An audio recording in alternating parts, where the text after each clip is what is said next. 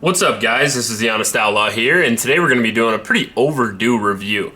What you see in front of you here is the awesome Glock 43, right? Well, I have done probably 5 or 6 or even 7 videos with this pistol in it, and I've never actually done a review of it. And again, every once in a while people remind me in the comments that I need to do a review of it, so here it is. This is the 2-year review of the Glock 43. It's been out for about 2 years now. I think it came out right after SHOT Show in 2015, if my memory serves me. And since then, I've owned this pistol, and I've shot it in all sorts of weather conditions. We live in Iowa, so we get lucky enough to have rain, snow, and mud, and all kinds of stuff. Because of the temperature changes, I get the opportunity to practice draws and things like that in all different types of clothing. I guess if I was more tactical, I would say garments. Why did I buy this pistol? Why would you get a Glock 43? Well, first off, I love the 42, which came out before this, but I wanted it in 9mm, and apparently so did the rest of the world if you saw the internet comments. I like the shield a lot. I owned that for quite a while. I don't have one currently, but I have a lot of experience with the shield, and the shield's awesome, and I wanted to try Glock's version of the shield. I also like single stacks quite a bit for concealed carry because they are easier to conceal. They're just, they print less, they're a little bit more comfortable. And I'm a pretty big boy, and I don't always feel the need to have my G19 or my CZP-07, but I'd still like to have a gun with a capable caliber. For those of you living under a rock and asking what is the G43, well, this is the Glock 43 by Glock. It is a single stack, 9mm. It doesn't come in this gray color. I Duracoated that color. Standard capacity on the Glock 43 is 6+1, but as you see here, mine is a 7+1. I have a Pierce extended base plate on there with some grip tape on it.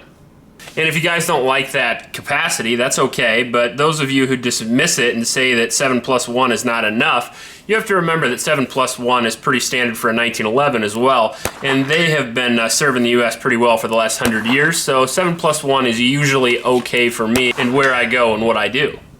What would you use the Glock 43 for? Well, I would use it for concealed carry. You could use it for home defense, but I would recommend maybe a little bit bigger of a gun.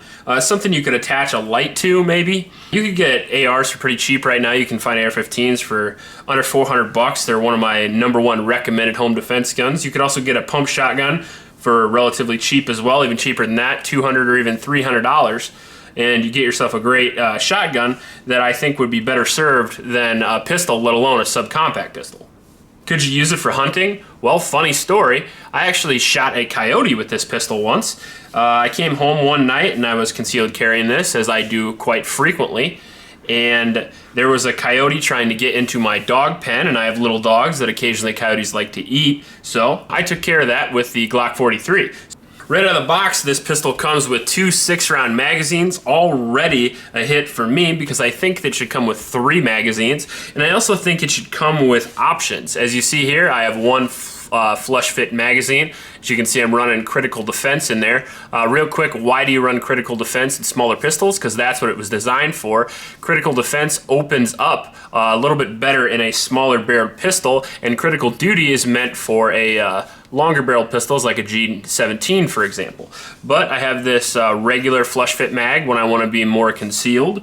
I have this Pierce grip extension, apparently when I want it to be useless, because honestly after the +1 came out I don't really see a need for this. It takes up about as much space, but it doesn't have the +1 capacity in it. So I would probably recommend either going with the flush fit for concealability or the +1.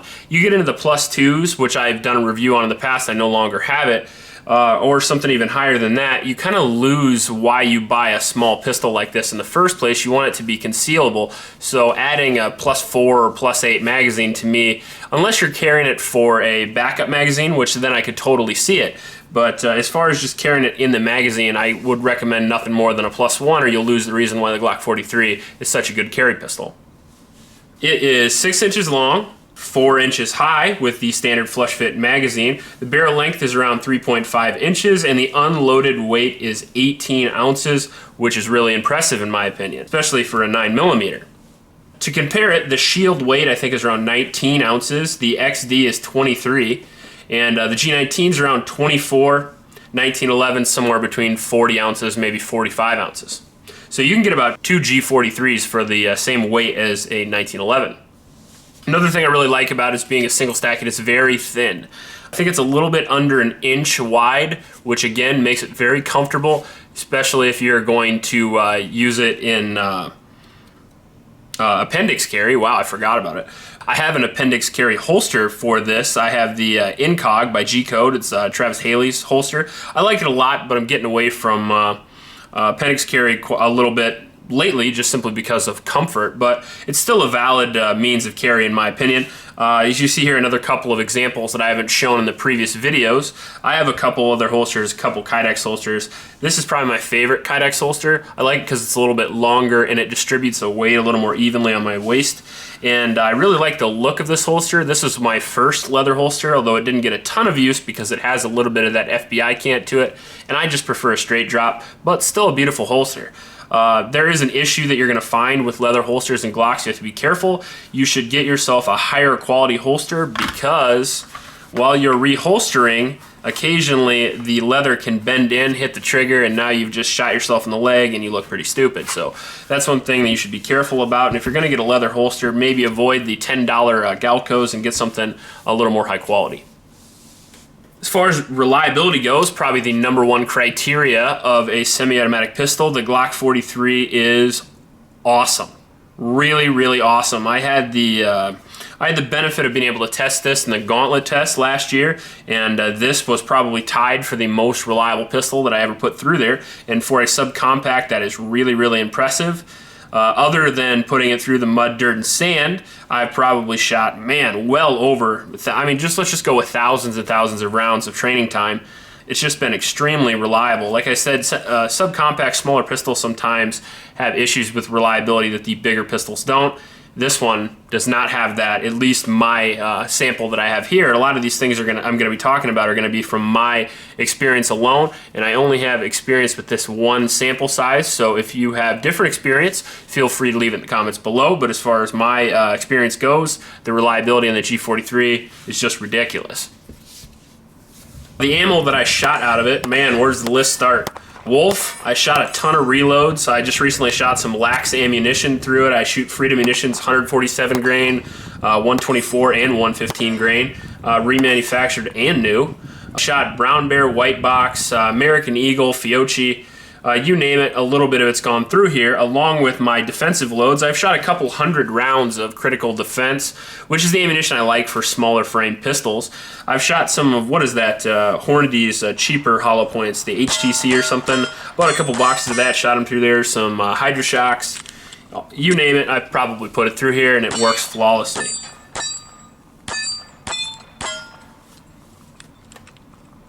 As far as ergonomics and accessories go, there's a few knocks on this pistol that I could say up front.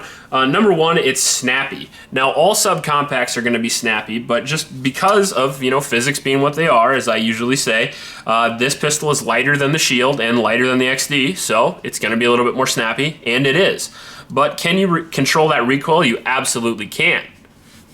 And a lot of perceived recoil, you have to remember, is due to the texture on the pistol as well. So adding a little bit of, let's say, rubber grips or something like that, something comfortable. I have the granulated ones on there, but just because I'm used to that with all my other pistols, really tightening down that grip, having a good grip and a good stance can mitigate a lot of the snappiness that you see with the G43. If you see some inexperienced shooters shoot the G43, and then you see me or somebody that shoots a lot shoot the G43, it's a night and day difference, and all that is due to technique. Another thing I want to talk about is it feels a little different in your hand than a usual Glock. It feels like you can get a little deeper on the pistol. The beaver tail looks like it goes up a little deeper and just a little bit longer in my opinion. That just could be me, but just the handling feels a little bit different than my G42, and I do like that. Although the G42, there were some early complaints that I saw where the slide was shorter on the G42 than the G43. I really don't care about that, and I noticed no difference in feel of that at all. One big knock I will say though is there's definitely not enough texture on this grip, and that's common with smaller frame pistols. I know you don't want it rubbing your stomach or something like that, but I would like a little bit more. Sandpaper grip, honestly, I think is a little bit too much. I put these Talon grips on there, and then I took a piece of metal and I just filed them down to where there was just more texture than what was there before, but not as much as how the sandpaper grips come from the factory. I think something like an RTF2 grip from like the Gen 3 RTFs would be great on this. or some 1911 texturing, you know, stuff like that, like the G10 grips from 1911s. I think texture like that would be good. You wouldn't want to go too aggressive, but this is definitely not enough for me. If your hands get sweaty or bloody, the texture coming from the factory, you could actually lose this. It's especially from the snappy recoil that you have with smaller pistols. Some of the other complaints that I'll talk about this basically include Glocks in general. The takedown levers, if you get dirt or mud or something in the takedown levers, these are extremely difficult to pull down. I prefer the M&P style where you slide them to the side. The sights, as you can see, these are Ameriglow Spartans, which I have the eye dots on a lot of my other pistols. The Spartans are my favorite. 3-dot tritium, but during the day you can't see them, and it's just a blacked out rear with an orange front there. I really like that, and unlike some of the other self-defense sights, these are nice and tight, well, because they're probably on a small pistol, but it's easy to be accurate with that. I don't like when pistols have way too much air in them, or pistol sights have way too much air in them. Another thing that I changed was I Dremeled the trigger guard there, which I do on almost all my Glocks, partly because I have really big hands. And I just think it's more comfortable, and you can get a higher grip. You control that recoil a little bit better. I also added a SSVI trigger. At the time I bought this pistol, a couple months after it came out, this was the only trigger, aftermarket trigger, that was available. And I'm okay with that because I like the SSVI, and I just changed the shoe, if memory serves me. I didn't change any of the internals. I know people say that you shouldn't change anything on your defensive gun, yada, yada, yada. I do, you know. Deal with it, I guess. I polished the barrel, which I just did that just for looks, honestly. And even through the gauntlet test, there's no rusting or anything like that. I've heard some complaints that there's some rusting on the rear sight and stuff, and as you can see, there's even some on mine, and coincidentally, it's on the side that I carry on, so that's probably because of my my sweaty back. But there's some wear on the slide. I don't think that the slide coating on the newer pistols is as good as the old ones, so that's something you might want to look out for in the newer generation of Glocks. I also added some grip tape up here. That's because I liked a reference point for my thumb. I don't really like to drive the pistol with my thumb, but I do like to have a reference point to put my thumb, especially on a smaller pistol. You see there, you could easily get to a spot that you don't want to get to. Again, I like the Pierce grip extension, not necessarily even for the extra round, but I really like it for the draw. One big disadvantage of a small pistol that you'll find over something like a G19 is that it's difficult to draw, especially a guy, again, with big hands like you see here, with big ape hands. Draw, I think, is the most underrated part of a concealed carry pistol.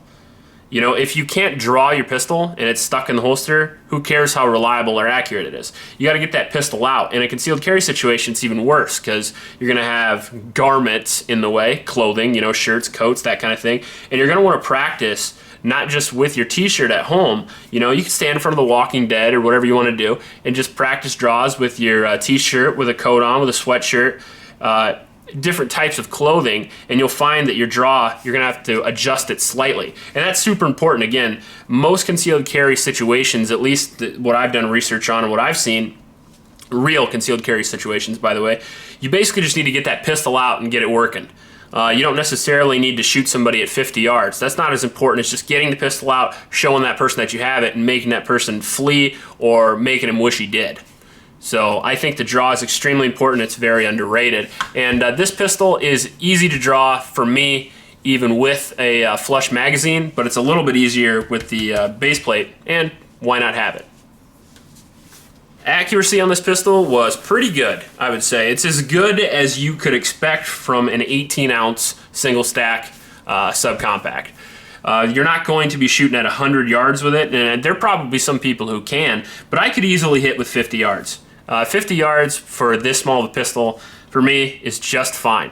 Like I said, if you're shooting somebody at 50 yards, you're steered towards the category of murder in the first place, and anything 25 yards and in, I don't see a reduction in speed with accuracy with this pistol. I think speed with accuracy is important to mention, because how many times in situations in real life do you expect that you're going to get 20 seconds to steady yourself and shoot? Most likely you're going to want to engage that person as fast as possible with using accuracy as well. And anywhere from 7 to 25 yards, this pistol is more than accurate enough. Some pistols like the Shield, which is going to have slightly less recoil, I think is on par with accuracy, but I do think that the XDS is a little bit more accurate than this or the Shield. Maybe not just bench accuracy, but the ability to use that slightly better trigger and slightly better sights that come with the XD, especially from the factory, make the XD a little bit more accurate. Another thing I like about Glocks is that they're just super easy to take down, maintain, and clean. They're incredibly simple, they're easy to take down, and the easier they are to take down and maintain, the more likely you are to take them down, clean, and maintain them. So I think that's really nice, and I like to know every bit and piece of my carry gun, which is one of the reasons why I kind of gravitate more to Glocks again. I've had a long history with Glocks. I guess they're one of the first double stack pistols that I really got into. So I know all the internals, I know how the whole pistol works, and that just makes me feel more comfortable. I know that doesn't really, bear in reality, but I do like that about them. As far as some competitive options, you could compare this pretty easily to the Shield, which I think is equal, on par with the Glock 43 for sure. The XDS is right in there as well. The Walther PPS and the SIG P938. I would mention more in that category, but those are the only ones that I've owned and had experience with, so those are the only ones that I'm going to recommend. Now, some of those pistols are going to be better than the Glock out of the box. I think that's a big issue that people get with Glocks, is that Glocks are not as good out of the box as they could be. That's, as much as I love CZs, CZ75s are not as good out of the box as they could be either. And a lot of times, because I have so much experience with modifying pistols, I don't necessarily see what a pistol is. I see what it can be. Same with cars, you get an old car, you want to upgrade it. That's what I see with Glocks. I didn't see the Glock that came out of the box when I saw this. I saw what I could do to it. I saw what it is now. And what it is now, I think, is the best carry gun for me that I can get on the market right now. Now, it didn't come that way. If I had my choice between an XD that comes with fiber optic sights or night sights or a Shield, just a stock Glock, I might go with a Shield, honestly. I like M&Ps a lot as well, but this upgraded the way I want it. Someday I think I'm going to send this to either Zev or Terran Tactical or somebody and actually just get this stippled. That's just basically me being lazy and get rid of this Town grips. I know people really, especially tactical instructors, talk down on Town grips. Well, it could come off. Well, yeah, it could, and then it would just be a regular gun. Like, it's not like the Town grip's going to jump off and bite you. But eventually I'll get this stippled, that way I don't have to worry about it. But still, even so, this is the first Town grip I ever put on 2 years ago, and as you can see in the footage, I do use this pistol, and it seems to be holding up okay. But I have had others that do fall off, so, it does happen. If you liked this video, please like and subscribe. Feel free to share it if you really liked it. That does help me out quite a bit. Please help out your local homeless shelters and remember to recycle. And again, when I mention that, I usually don't remember to tell you that I put a link to a local homeless shelter in Ames that could really use your support. So if you want to, feel free to hit that link and help out those kids.